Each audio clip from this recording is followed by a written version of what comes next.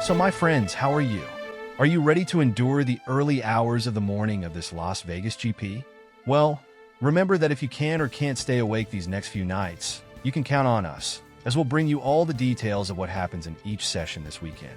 So subscribe and turn on notifications so you don't miss any new videos about this decisive race. Well, we start this Thursday's information with news regarding the regulations, as the FIA has issued a new technical directive for this week's race, with the aim of combating a new trick used by several teams on the grid, and which was reported some time ago. For those who don't remember, Automotor UND Sport reported a while back that about half of the grid was using a method to protect the skid blocks, which are those wooden plates that are located below the cars, and that, according to the regulations, cannot wear out too much during a race, since this would indicate that a car would be too low and therefore touching the ground too much, which would be harmful to the driver's health and would result in higher performance, even if irregularly. Especially in ground effect cars, this factor of the car's height totally influences its performance, since the lower a car is in relation to the ground, the faster it is, with teams trying to find this limit race after race. We have even seen disqualifications happen due to this plate wearing out too much, as in last year's United States GP,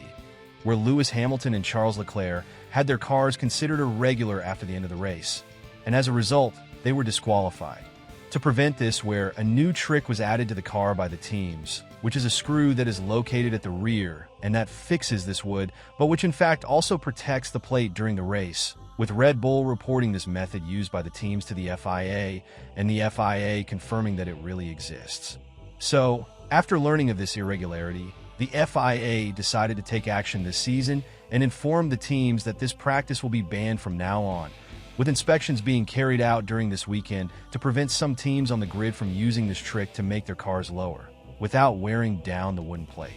According to the information, McLaren is the only team that will not need to make any changes to its cars, since it did not use this trick.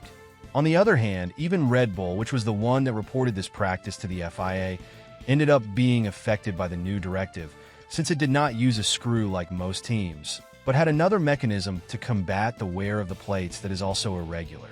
At Ferrari, a request for this technical guideline to come into effect not this week, but next week was unsuccessful, since they will need to make some changes to their cars to avoid being considered irregular.